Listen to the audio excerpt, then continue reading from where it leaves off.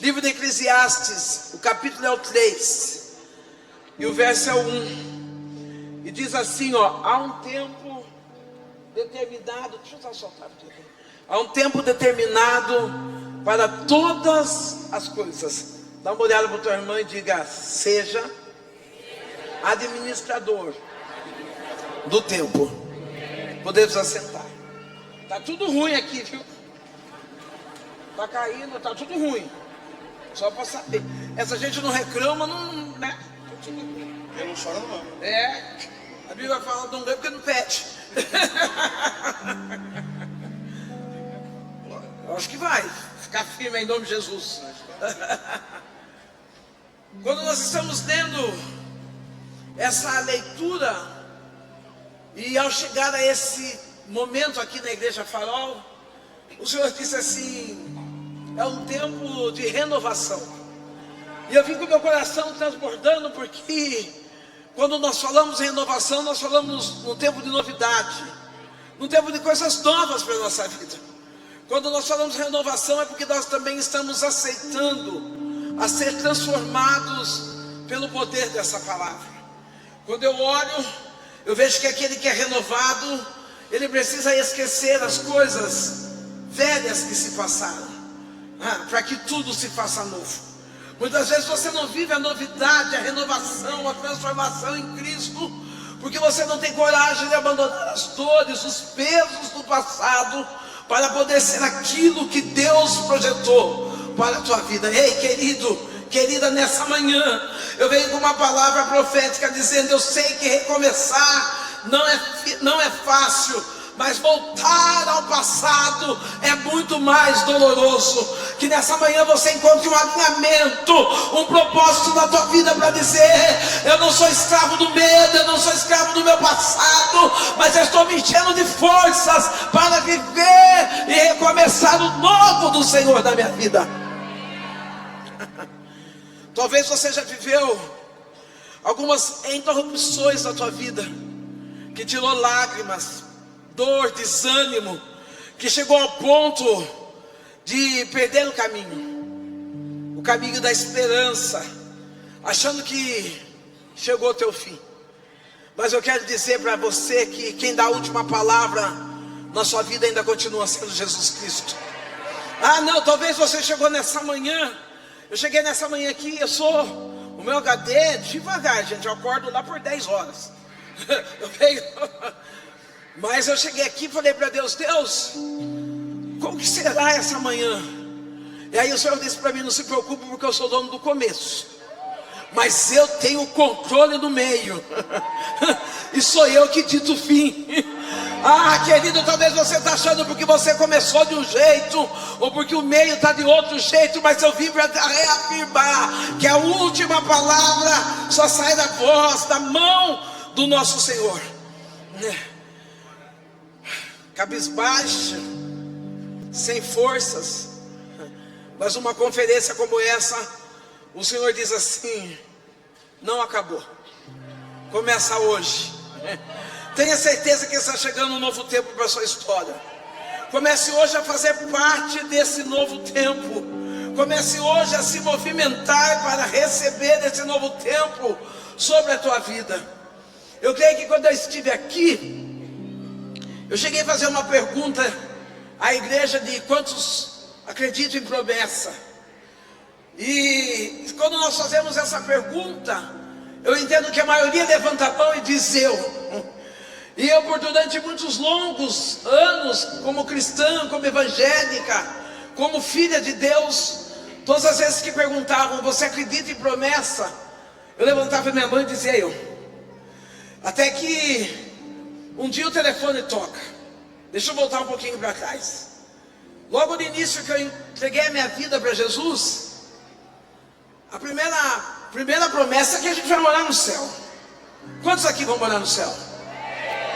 Também vou. Às vezes as pessoas, a Bíblia diz que o céu, a rua vai ser de ouro. E eu acredito em tudo que a Bíblia disse. Mas se a Bíblia dissesse que no céu não ia ter nada, eu queria morar lá do mesmo jeito, né? Não tem problema. Com nada eu quero estar lá. Eu falo: Jesus, se eu não fizer parte do grau prêmio, Não tem problema, pode colocar ela ali embaixo, mas eu quero ficar. Mas uma promessa que o Eterno fez logo que eu entreguei minha vida para Jesus foi que eu andaria, que eu conheceria os 4 cantos da terra. Talvez mediante as circunstâncias da vida, das histórias que foram escritas, do balançar do barquinho no meio dessa chamada, eu esqueci da promessa. Eu vim trazer dessa manhã, não esqueça da promessa. E eu lembro que após 30 anos, eu não vou dizer nem que é longo 30 anos, porque aquilo que a gente não espera não é demorado. É demorado aquilo que você está esperando todos os dias. E eu não estava esperando. E um dia, do nada, alguém liga, do nada não, debaixo de uma promessa alguém liga e me convida para ir pregar fora do país. Eu vi naquele momento, através daquela ligação, de que eu não acreditava em promessa. Eu me deparei sem passaporte, me deparei sem inglês, eu me preparei sem estrutura nenhuma para chegar naquele lugar. É lógico que eu fui, porque o Senhor, Ele não mede segundo a nossa capacidade, Ele capacita aquilo que Ele vai fazer na nossa vida. Ei, mas eu vim para te alertar nessa manhã, que você não seja pego no improviso como eu fui, mas que você seja preparado, adestrado, renovado na promessa, como Deus deseja que você esteja. Eu cheguei no improviso, em pleno avião, eu ia falar em ônibus, em pleno avião em Amsterdã, era uma moça esbanjando o inglês dela. Se tinha alguém que falava português lá, se omitiu naquele momento. E ela esbanjando e me screaming, steering. E eu só sabia sorrir. Você dá risada porque não é você. As pessoas ali, graças a Deus, que no início da viagem já dá coberta e travesseiro. Não precisasse pedir, eu não sei o que ia fazer. E eu lembro que ela passava e ela dizia, it's more, it's serious. Eu até brinco nas pregações, eu tenho liberdade de brincar aqui, porque é uma igreja nova. Se você não sabe inglês, coloque pelo menos dente, para você poder sorrir para a moça. Já vai ajudar um tanto, já vai ajudar bem. Que foi através do meu sorriso que ela parou.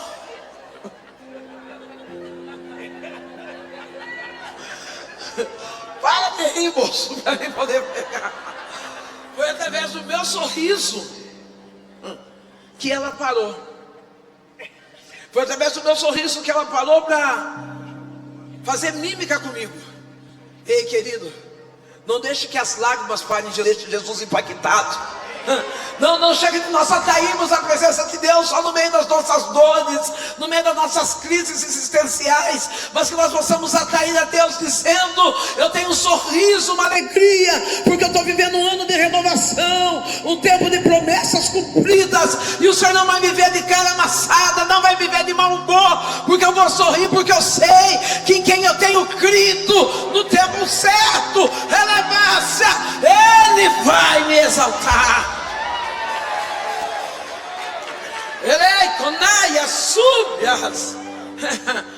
Você sabia que a maioria das pessoas, elas não se sentem dignas de receber renovação?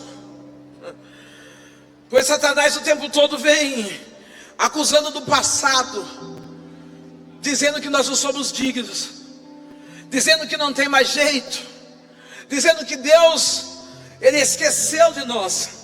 Satanás, ele só aponta para o nosso passado, porque ele não tem acesso ao nosso futuro. Não, talvez você não está entendendo, mas que tanto que lança em meu rosto aquilo que eu fui, é porque o inimigo, o adversário das nossas almas, ele não conforma com o que você está sendo, e ele nem imagina o que você será. Levanta a mão pro alto, porque eu estou declarando nessa manhã, Satanás só está lançando em rosto o teu passado, porque ele não conforma o que você está sendo hoje, e ele nem imagina o que você será. Ele vai subir a saio. O senhor pode ficar de pé? lindo. Relemando. Relemai tchoni refaio. Que refaz.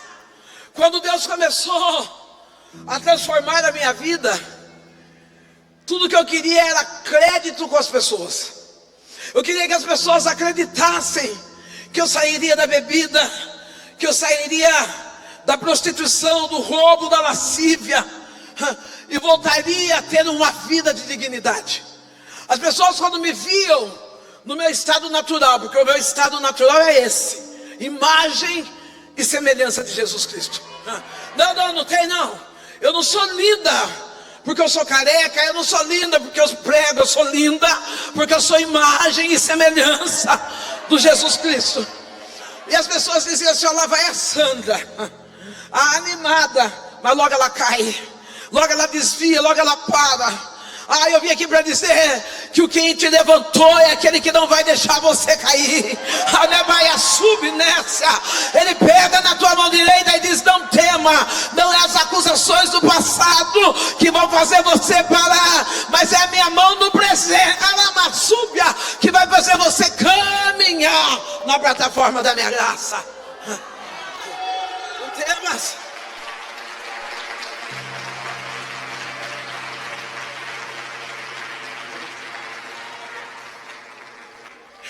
Ele sabe, Satanás sabe, que se nós nos posicionarmos para ser renovados, jamais ele vai nos parar. Se nós nos posicionarmos para viver coisas grandes, as portas do céu abrirão para nós, e nós viveremos coisas incontáveis. Tem hora que tem hora que me dá a oportunidade. Eu não adianta nem pôr mesmo, porque eu sou desobediente, viu? Eu não tô nem, eu sou desobediente. Nessa área aqui é complicado. Ainda mais que eu sou carro alto, quando o frio demora mais um pouquinho. Então, eu tenho que ter uma oportunidade. Eu tenho que ter uma. Às vezes eu fico parado olhando para mim, parado olhando para aquilo que vivo. Porque a renovação tem uma chave, eu esqueço. Quando eu conto o testemunho, eu não conto como calma, como dor, mas é dizendo assim: eu fui renovada. E eu esqueci as dores do passado e comecei a dar passos novos na minha vida. Comece a olhar para um novo horizonte. Comece a olhar de uma outra forma, de um outro ângulo, para aquilo que Deus trabalhou para você. E eu marquei algumas chaves aqui. Marquei alguns passos. O primeiro passo para você recomeçar é perdoando os erros do passado. Não tem como você começar se você não conseguir se perdoar. Eu vou ler para mim. Não leve em consideração o que você não tinha. Não leve em consideração o que você fez. Afinal, você não tinha a mesma maturidade e nem a mesma sabedoria que tem hoje. Quantas vezes nos pegamos dizendo: naquele tempo, se eu soubesse eu não teria feito dessa forma, não teria dado tal resposta, não teria trancado a faculdade, não teria saído de casa. Quantos não soubessem nos pegam em nossa mente? Se eu soubesse eu não teria parado naquele mercado e ter enfrentado a dor da pedofilia. Se eu soubesse, eu não tinha bebido o primeiro gole de pinga. Se eu soubesse, eu não teria, mas eu não tinha experiência e nem a maturidade que eu tenho hoje. Então eu convido você: perdoe o seu passado. Seja você o primeiro a dizer: Senhor, eu sei que a maioria dos traumas que eu carrego hoje foi culpa minha, mas eu decidi me perdoar primeiro. O problema, para mim, não foi perdoar o pedófilo. Perdoar o pedófilo foi fácil demais. Perdoar o pedófilo, eu já estava adulta, já estava vivendo uma vida de outra forma. Difícil foi perdoar a dor da pedofilia dentro de mim. Ei, o que é que está doendo dentro de você? O que é que tem barrado você, de você olhar e dizer: eu não sou digna, eu não consigo. O que você fez, já está feito. É o que eu fiz no passado, as pessoas que eu já prejudiquei, as lágrimas que eu tirei dos olhos da minha mãe, já está feito. Não tem como eu apagar o meu passado. Não tem como eu fingir que não houve dores, mas tem como eu dar a oportunidade de Deus curar das minhas feridas. Ei, dá uma olhada para o teu irmão e diga: deixa Deus curar as tuas feridas. Deixa Ele tirar as dores da alma e deixar apenas cicatrizes. Eu sou das antigas e tem um louvor que eu gosto muito. Não se preocupe com a altura, filho, porque eu vou do meu jeito. Que diz assim, ó: cicatrizes que provam que Ele precisou sofrer para que eu pudesse ser. E por que você está preso ainda? E por que você ainda está acorrentado com esse medo? E por que ainda você está dizendo: o passado está me segurando, sendo que diz que Jesus, Ele tem a cicatriz que Ele mesmo sofreu para que hoje você pudesse estar livre. Pare de olhar para o erro, pare de olhar para o passado, pare de se punir, pare de carregar esse fardo. Sabe que através das orações, pedi para tirar a taça, porque eu estava com medo de quebrar, mas eu acho que é mais fácil devolver a taça e tirar tudo que é meu. Já contei para vocês, que eu bebi água nessa caneca aqui, né? Contei? Não? Eu vendo canecas, são lindas. Se Cristo comigo vai, eu irei. E aí eu achava chique para mim fazer vocês comprarem. Eu colocava a caneca aqui e tacava água. Mas eu esquecia que vinha em prática e todo mundo tacava a mão dentro. O dia que eu acordei com isso, o dia que Deus abriu os meus olhos, diga: Jesus, abre meus olhos. Às vezes a gente merece coisas melhores e está insistindo em andar. É que eu sou desidicada, eu tenho medo. Se quebrar tem outra? Então tá ótimo. Não, menos problema. Se quebrar tem outra, então tá bom. Deus está disposto a nos dar uma nova chance. Deus está disposto a nos dar uma oportunidade. Não rejeite essa oportunidade. Não deixe que as marcas do passado, que o pessimismo, que a depressão, eu não sei se existe esse nome, mas eu vou usar aqui, que a desesperança, existe, gente? Que a desesperança venha fazer você andar carregando pesos. Não, eu não estou dizendo que é certo você errar todos os dias, mas eu estou dizendo que o perdão de Deus está disponível todos os dias. Não, eu não estou dizendo que é certo você tropeçar todo dia, mas eu estou dizendo que Deus está disposto a te levantar todos os dias.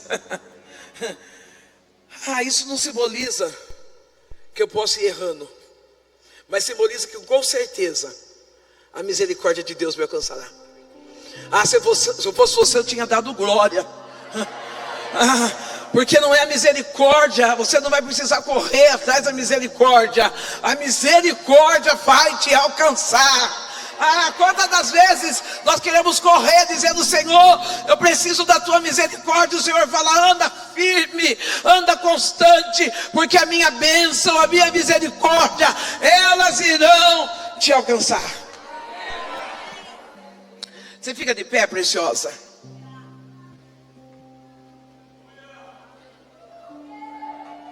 Se não fosse a misericórdia. Quando nós olhamos para essa palavra misericórdia, nós não conseguimos nem descrever o que ela significa na nossa vida. Enquanto eu olho para você, eu vejo você banhada na misericórdia de Deus. Ele manda sol e biga na isonércia. Porque tu diz assim: Senhor, se não fosse o Senhor, eu já não estaria mais aqui. Porque houve momentos que perdeu o sentido da vida, perdeu o sentido de levantar pela manhã, perdeu o sentido de caminhar. Mas aí a misericórdia de Deus, Deus deu um banho de misericórdia. E hoje Ele vem com uma palavra dizendo: eu estou renovando as tuas forças. Ele é Maico, Dibinéssia. Ai, marca do relógio o tempo que se chama hoje, porque Ele tem algo novo escrito para ti. E Ele diz: não pare, não pare, porque a minha misericórdia te guarda nesse novo caminho, diz o Senhor.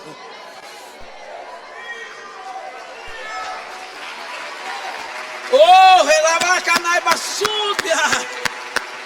Talvez você vai dizer: pastora, não dá tempo de recomeçar. Está tarde. Eu não sei, mas eu perdi longos anos da minha vida na bebida. Eu perdi longos anos da minha vida na prostituição. Longos anos. Eu perdi longos anos numa dependência amorosa. Imagina uma mulher linda como eu. Talvez alguém riu. É porque que não entendeu que depois do amor de Deus é só o amor próprio. Não.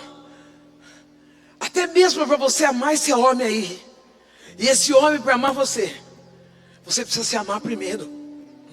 Porque se você não conseguir se amar primeiro, você não tem equilíbrio emocional para amar ninguém. Eu estava esses dias ministrando a respeito de joias preciosas. E eu estava falando a respeito das modelagens das pedras, né? E eu lembro quando eu era nova, não que eu seja velha, mas quando eu era mocinha, naquele estado caótico da vida, o auge, o sensacional, o caro, era aqueles anel solitário. Não sei se vocês lembram aquele anelzinho apertado, fino. Eu até quero ter um. E aí a gente fica achando que porque a gente está sozinha na estrada, a gente não tem valor. Não, querida, solitário é caríssimo. São poucas pessoas que têm. Se você não aprender o que é solicitude na vida, você nunca terá condições de se tornar um outro diamante com outras pedras juntos. Primeiro você tem que aprender a andar na solitude, no amor próprio, na plataforma do recomeço de si mesma, para depois dizer: eu vou me conectar com outro, para não fazer o outro feliz, mas para somar a nossa felicidade e andarmos juntos sendo felizes. Não dá para recomeçar agora, pastora.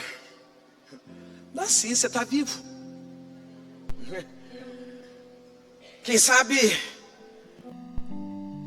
o sentimento de culpa, de autopiedade, do não merecimento destrua sua mente. Mas eu vim aqui para declarar: você merece, porque você é filho amado de Deus. E Deus não procura pessoas perfeitas. Se nós fôssemos perfeitos, não valeria a pena. Da onde eu estou, da visão da onde eu estou, eu vejo multiformas. Vejo magros, gordos, cabelos compridos, cabelos curtos, jovens, pessoas com idade um pouco mais avançada. E é nesse jardim, nesse cenário, que o Senhor atua tão lindamente dizendo: você está vivo, começa de novo. Você está vivo, começa agora. Você está vivo, ainda há oportunidade. Eu falei há algum tempo comigo mesmo. Você já falhou com você? Não responde não. É uma pergunta, mas não quero a resposta. Você já falhou com você? Eu já falhei comigo. Eu já falhei diversas vezes dizendo: eu sou incapaz, eu sou pequena. Quantas das vezes eu quis vencer na vida por méritos. Senhor, eu acho que eu não recebo porque eu não mereço. Ei, você já parou para pensar se merecia que Jesus morresse na cruz por você? Não é por merecimento, não. É por amor mesmo. Eu escrevi aqui, ó. Eu falei por um tempo comigo mesma, sempre achando que dando o que era melhor para os outros e deixando pouco para mim. Deus em segundo plano, deixava Deus em segundo plano, fazia as coisas para impressionar, agradar o ser humano. Até que um dia Deus disse: chega. Chega. Chega de fingir ser quem você não é. Chega de andar por caminhos que você não merece. Chega. Muitas das vezes temos alta performance na igreja, mas quando estamos sozinhos somos um farrapo de dores, de frustrações. Chega. Chegou a hora de você se encontrar, se identificar e reconhecer quem você é. Às vezes nós buscamos aprovações de pessoas, que as pessoas venham ditar para nós: você é lindo, você é feio, você está aí pregando bem, você está pregando ruim. Não. Você precisa impressionar o céu e não as pessoas. Você precisa impressionar o Deus que te chamou e te alistou. E Ele está dizendo: o ministério não começa só aqui, porque aqui no altar, por incrível que pareça, é fácil demais. Eu demorei para descobrir isso. É lógico que todas as vezes que eu subo pregar, minha perna treme, meu estômago gela, me dá dor de cabeça, eu peço arrebatamento. Falo: Senhor, se o Senhor vir hoje vai ficar top. Vou subir, ainda mais quando eu vejo uma igreja assim, e uma mulher que antecedeu, eu com o microfone pendurado aqui, e andando para lá e para cá. Eu falei: eu estou perdida, eu não sei nem por onde eu vou começar. E eu com meu jeitinho todo Fiona de ser, né?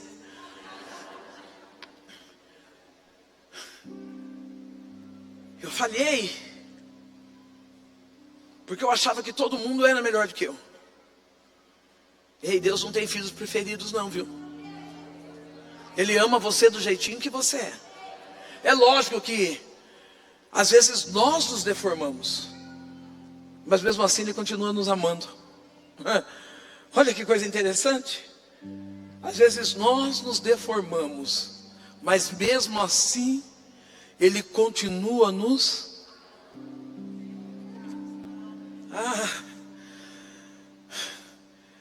Vamos lá.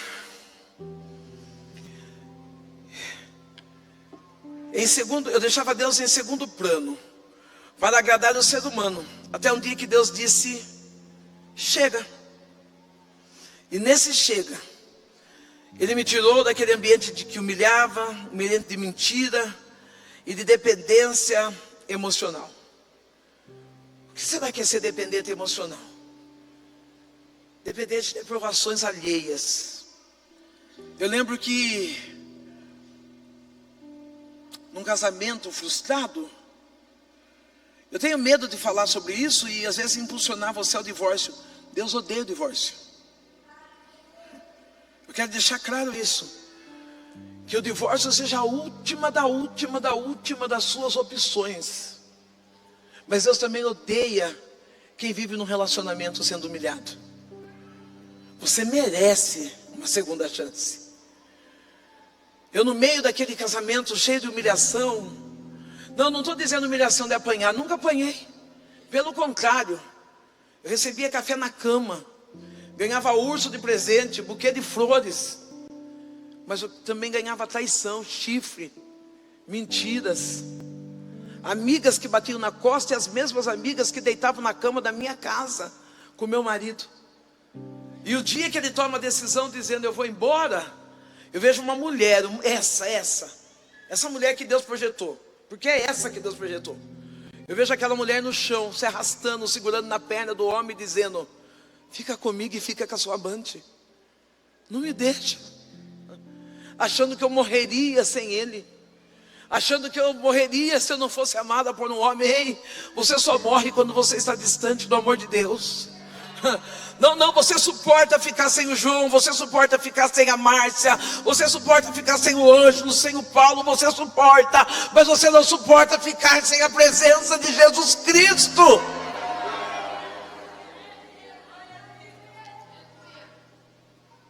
Eu lembro que no meu divórcio, ou melhor, na separação, né, depois que veio o divórcio, aquela dependência foi me deformando e foi doendo. E eu falava para Deus: como que eu vou sair? E o Senhor disse assim: vai doer, mas você vai viver. Aqui agora eu estou lembrando do parto, né? É uma delícia esperar ganhar neném. Ajuda eu, né? Mas é uma delícia a gestação. Aquela gestação esperada, eu não tive uma gestação esperada. Eu tive uma gestação na minha adolescência. Não estava preparada para ser mãe. Não estava preparada para cuidar de um filho. Deus precisou me reconectar, fazer de novo, para que eu viesse ser mãe. Mas eu estou dizendo, nos trâmites normais da vida, a gente vê a gestante, e ela tira a foto do primeiro mês, do segundo, do terceiro, do quarto, e tira passando a mão na barriga, e tira beijando a barriga é muita coisa. O marido tira beijando a barriga é muita coisa. Tira o... eu vi que não dá. Vocês também não ajuda? O marido, a tia, a sogra beijando a barriga. Mas quando vai chegando perto de ganhar o bebê, começa aquela apreensão, né? A mãe de primeira viagem, a de segunda se fizer graça. Mas a mãe de primeira viagem, ela quer ganhar, mas ela está cheia de medo. Ela sabe que aquele bebê vai trazer alegria. Mas aí tem aqueles desavisados que chegam e falam assim: ai, você não imagina como dói para ganhar neném. Se entrou, vai ter que sair. E aí eu descobri que muitas coisas doem em mim, mas não dói em você. E muitas coisas doem em você e não dói em mim. Ei, não trava a vida de ninguém por causa das tuas dores. Pelo contrário, seja ponte de superação no meio das suas dores, dizendo: não, realmente o que eu passei doeu, mas se eu não passasse por esse processo, eu não tinha chegado até aqui. Então valeu a pena eu ter suportado a dor. A dor nos faz entender o como somos preciosas, e nos faz sair da dor de pedinte, e nos dá autoridade para tomar posse do lugar que Deus deu a nós. Então o primeiro passo: perdoe porque você sofreu, perdoe porque doeu, perdoe porque você teve medo. Se perdoe. Às vezes é fácil perdoar os outros, difícil é perdoar nós mesmos. O segundo passo para recomeço: não duvide. Olha para tua irmã e diga: irmão, marido, olha e diga: não duvide do poder de Deus. Ele pode tudo. Não duvide. Lembre-se o que Adão e Eva, eles caíram pela incredulidade. Deixaram de acreditar no que Deus disse. Eva para de conversar com Deus e começa a conversar com cobra. Ei, querido, nesses últimos tempos, com quem é que você tem conversado? Nesses últimos tempos, com quem é que tem sido o seu diálogo? Eva começa a conversar com pessoas promíscuas, as cobras de hoje. Pessoas promíscuas, infiéis, desleais. Pessoas que roubam, que minam a nossa felicidade. Essas são as cobras desse tempo. Daquelas que desacreditam de que Deus fará algo novo na minha e na sua vida. Ei, tira a incredulidade de lado. Pare de conversar com essas cobras que zombam da sua fé, que zombam da renovação da sua família, que zombam da sua chamada, que zombam do recomeço da sua história. Pare de conversar com essas cobras e volte a conversar com Deus. Adão e Eva duvidaram. E aí vou eu de novo, né? No dom que não é meu. Se Deus falou,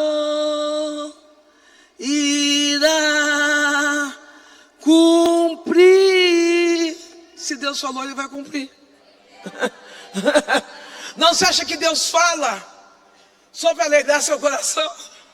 Você acha que Deus fala só para impressionar sua fé? Se Ele fala é porque Ele é fiel para cumprir. Se Ele fala é porque Ele conhece o que tem lá na frente. Pastora, mas eu desviei no meio. Você lembra do barquinho? Tinha vários barcos na proa. Vários barcos estacionados, parados. Não para. Aí aqueles barcos parados, Jesus olha para um. Jesus está olhando para você hoje. Talvez olhando para você que está parado, com o projeto esquecido, dizendo: esse não dá. Esse eu já estou com 50, já estou com 60. Pastora, esse não dá. Meu sonho é numa faculdade. Imagine começar uma faculdade com 60 anos. Tá? É só querer. Imagine tirar uma habilitação. É só querer. Logo que eu tirei a habilitação, em um bom tempo, habilitação em um bom tempo, eu vou falar chique porque toda uma igreja é chique. Eu colidi o carro algumas vezes. Tem que falar conforme o nível da igreja.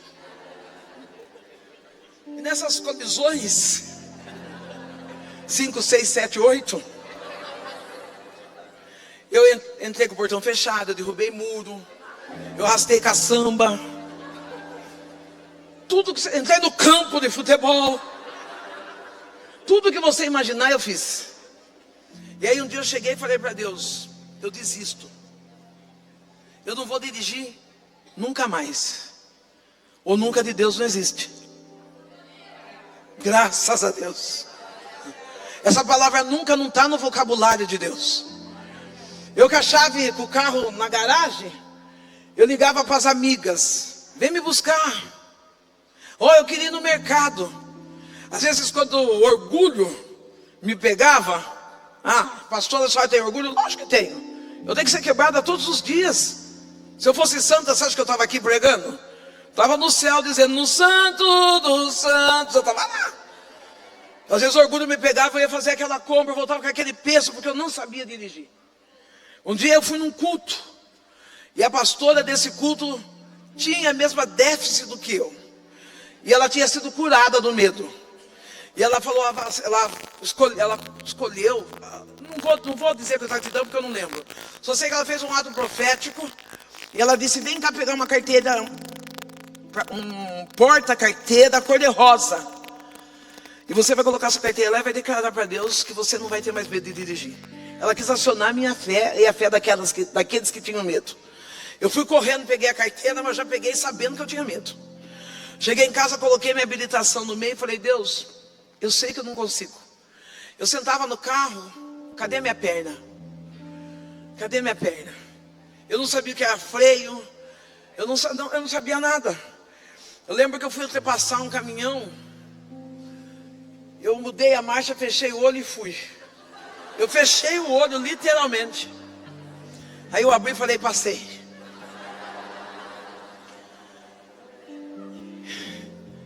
E aí Deus veio falar comigo bem de pertinho. Ele falou assim, eu falei: Deus, eu sou incapaz. Quantas vezes a gente nos acha incapaz, né? E Deus falou assim: não, eu te faço capaz. Sabe qual é o seu problema, filha? Eu falei: eu sei, eu tenho medo. Ele falou: não, você está com o olho no retrovisor.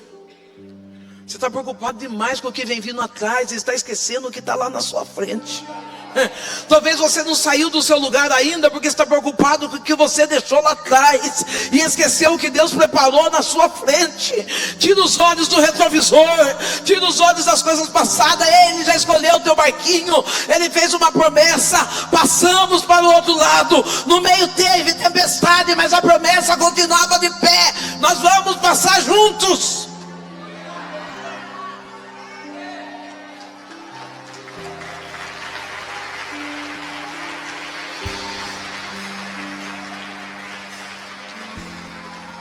Você precisa dar uma ordem aos seus pensamentos, dizendo: eu estou debaixo de uma palavra. Quando os pensamentos ruins vir, você precisa dar ordem dizendo: eu não estou debaixo de qualquer alucinação, eu não estou debaixo de qualquer invenção, eu estou debaixo de uma. E a palavra é de vitória. Não tem na Bíblia. Na minha Bíblia não tem alguém que confiou em Deus e perdeu batalha. Não. Na Bíblia tem que todos, já foi pregado aqui, todos foram forjados. O senhor fica de pé. Lindo, careca, da minha tribo.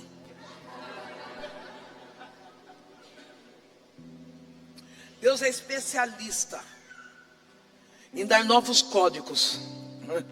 Deus é especialista em dar novas roupagens. Enquanto eu estou pregando essa palavra, Deus diz para mim: indica para ele, aceita um novo.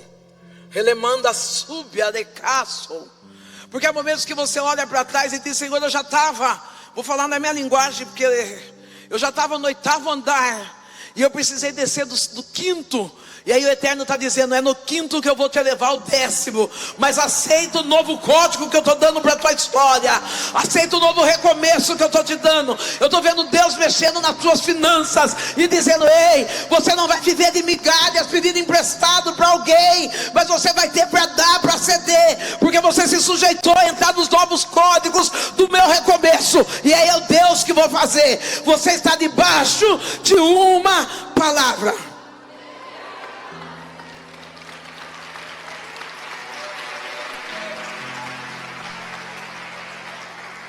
Deus é Deus de oportunidades. Eva acaba de conversar com cobra. Deus dá uma nova chance para eles.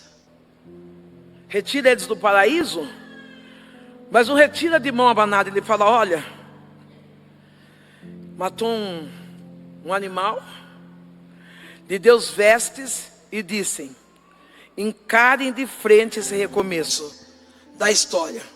Não só de vocês, mas de toda uma humanidade. Se Deus não tivesse dado uma chance para Eva, se não tivesse dado uma chance para Adão, nós não estaríamos aqui hoje. Quando eles viram que estava nu, quando eles descobriram a ação do pecado, Deus falou: eu vou te dar, eu vou fazer um sacrifício, eu mato um animal, eu te dou vestes novas. Ei, pega essas vestes novas hoje. Pega essa roupagem de homem e de mulher empoderado. Essa roupa de desistente não combina com você. Essa roupa de luto eterno não combina com você. Essa roupa esperando, mas sem confiança, da cura do câncer, não combina com você. Talvez a humilhação dos amigos te zombando não combina com você. Ouça Deus. Permita que Deus cumpra a promessa na sua vida. Confie em Deus e não perca a oportunidade.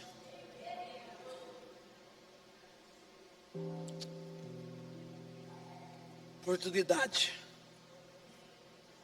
Quantas das vezes nós perdemos a oportunidade, né? Depois a gente olha e fala: ah, se eu não tivesse feito. Ah, se eu tivesse feito. Eu tinha um trauma.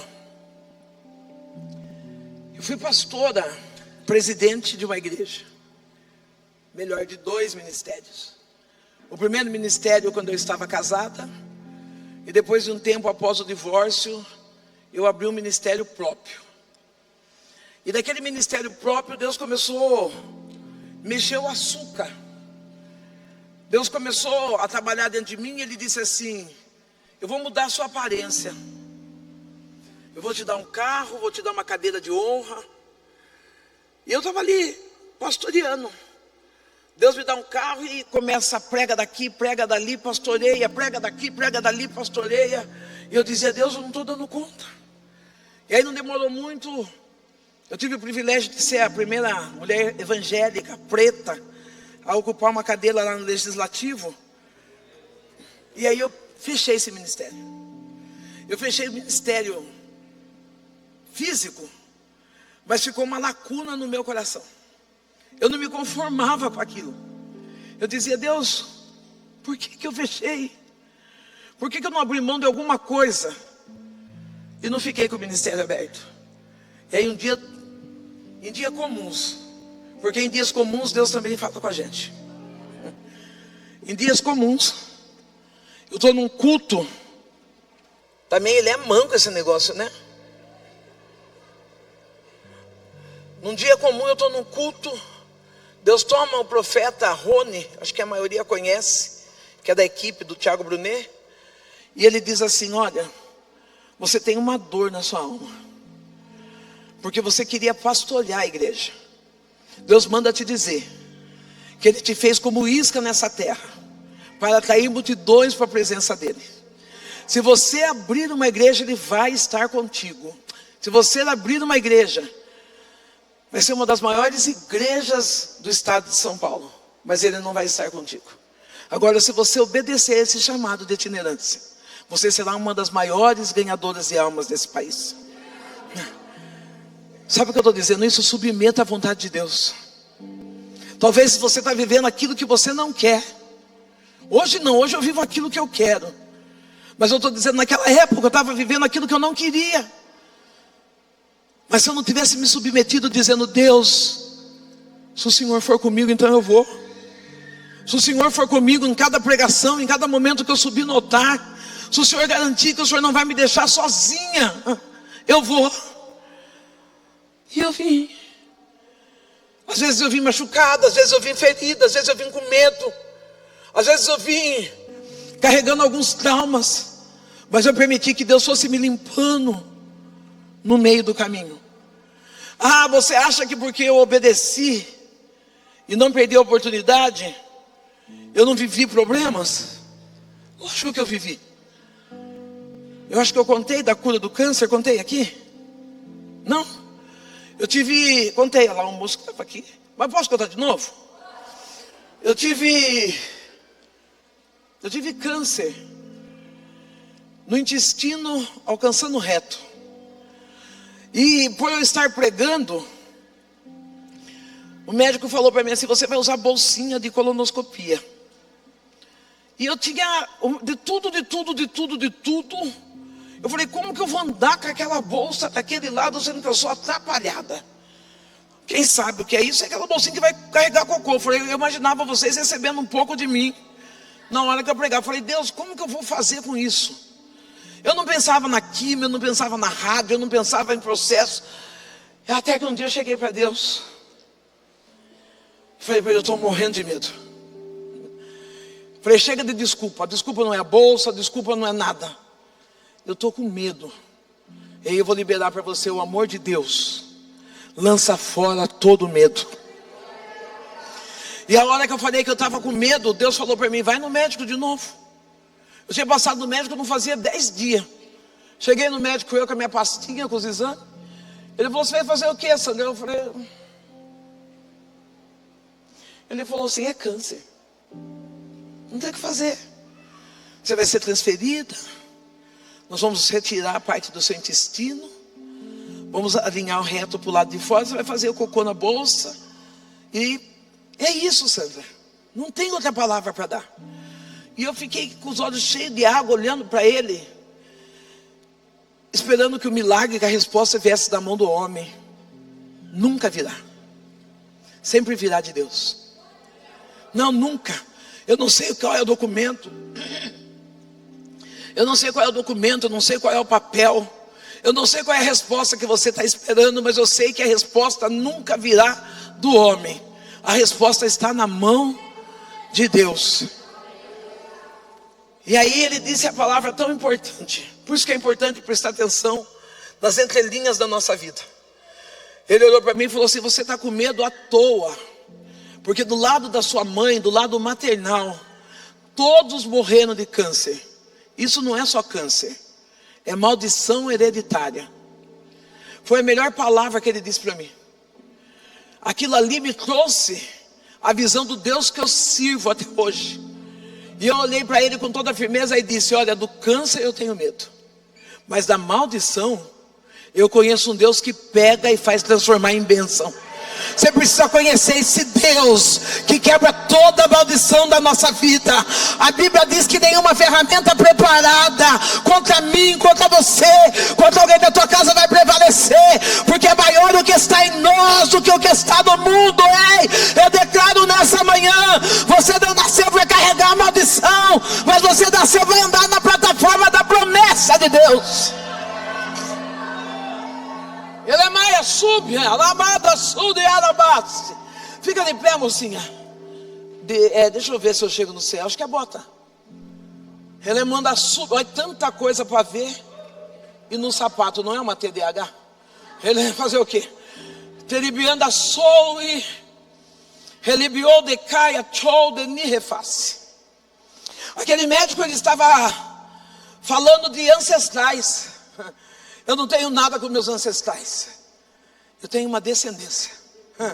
Talvez você olhe para a história do seu passado, ou das pessoas do seu passado, e você diz: não tem como alinhar o meu presente.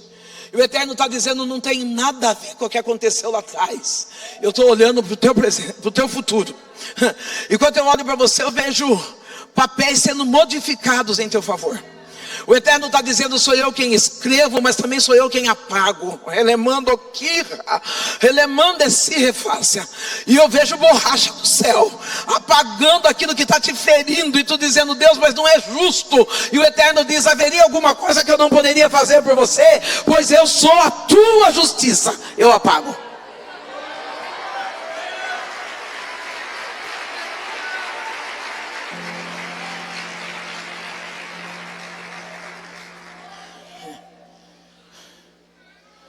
Recomece agora. Recomece com novas amizades. Eu já tive amigos que só me puxaram para trás, se é que eu posso chamar de amigos. Comece com novas expectativas, com novas conquistas. Comece com coisas maiores. É para mim olhar isso aqui?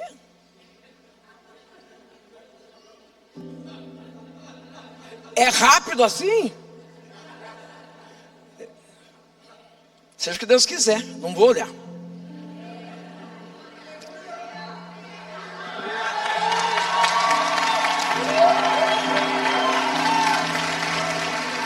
Chique.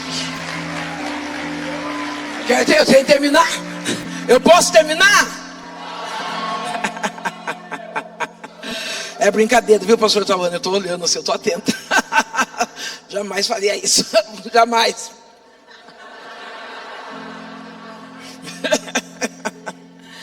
Ai, comece com novas amizades. Comece com coisas maiores. Comece a imaginar coisas que você jamais poderia viver. Você sabe que os coach, eles têm uma linguagem da lei da atração, né? Eu tenho uma linguagem de além da fé. Tudo que é bom, perfeito e agradável, eu quero viver. E aí eu falo para Deus: eu não quero viver a minha vontade, eu quero viver a sua, mas a minha vontade está aqui. Comece a escrever os seus projetos, comece a escrever seus sonhos, comece a fazer fotos dos lugares que você gostaria de ir, de chegar lá. Deixa a sua mente ver o que Deus tem para você. Porque quando a gente fala, a gente parece que não consegue entender o que é. Não. Quando eu e meu filho fomos para a política, primeiro que o meu filho não era meu candidato. Já começa por aí. Eu queria que o meu filho fosse comigo para São Paulo. E eu tenho uma amiga que eu gosto muito dela. Ela era minha candidata.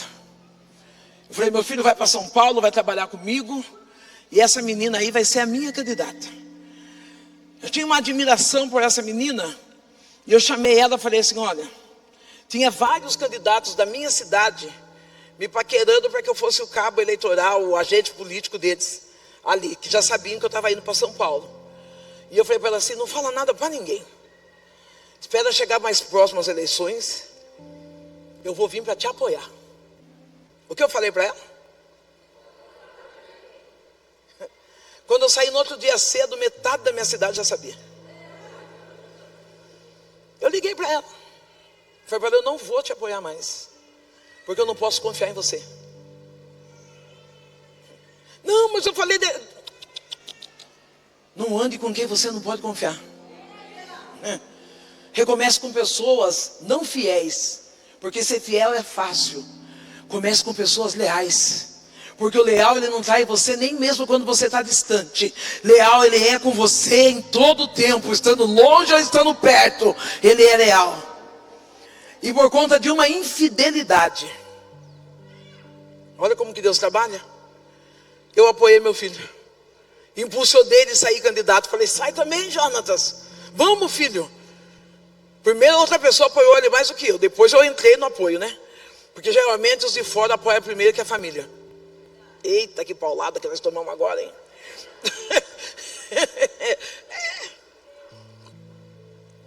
Falei para mim mesmo.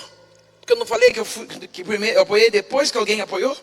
Primeiro, o último que apoia a gente é a família. Veio a pessoa que é responsável pelo partido, deu a ideia, apoiou. E aí eu apareci lá que nem um vagalume. Eu vou ajudar também. Só que Deus é tão bom. Deus é tão bom que Ele, aonde eu fui, até hoje eu não conheço essa cidade inteira, que é a tal da grande São Paulo. É grande mesmo, gente. Até hoje eu não conheço. Aonde eu fui eu não tive tempo de vir fazer um A pro meu filho. Ou eu corria para cuidar de mim, ou eu corria para cuidar dele. Eu cuidei dele em oração. Eu orei por ele. Nós cuidávamos um do outro por telefone, motivando, vai dar certo, vamos para cima. Se eu fazia uma bandeira, eu mandava uma para mim, uma para ele. O que eu fazia para mim, eu fazia para ele também. E o meu filho ganhou. Talvez você demore. E essa paulada é para mim também, tá? Talvez você demore para achar apoio da sua família, mas não para. Talvez as suas famílias, os seus familiares, aqueles que estão perto, demorem para reconhecer o potencial que você tem, mas não para.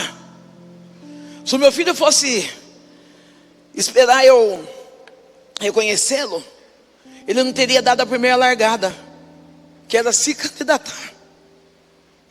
Ei, dá a primeira largada aí. O que você tem que fazer mesmo? Para recomeçar tem que dar a primeira largada. Eu vou esperar ver se fulano vai. Eu vou esperar ver se fulano fica. Não, eu vou dar a minha primeira largada. Eu não quero saber quem vai. Eu estava esperando você. Elemai chou de ria. Elemai chou me refai que ni reface. Tem muita coisa que eu poderia ter vivido antes, mas eu me atrasei. Medo. Precisava de afirmação. Estou vendo você dentro do estúdio. Ele manda sube Adelaido de face. E aí Deus diz assim, diga para ele cortar o cordão umbilical, porque para onde eu vou te levar, não dá para levar muita gente não. Não estou falando a respeito de sair de ministério. Se você for na minha igreja já cabe. Eu sou membro, pastor auxiliar de um ministério, onde cabe 300 pessoas. Já chegou pastores de 3, 4, 5, 10 mil membros e oferecer pagar para mim congregar com eles. Eu estou no meio de 300 que não tem dinheiro nenhum. Só que eu vou porque eu tenho um propósito. O Eterno está dizendo, chegou a hora de você voar, porque tem um propósito.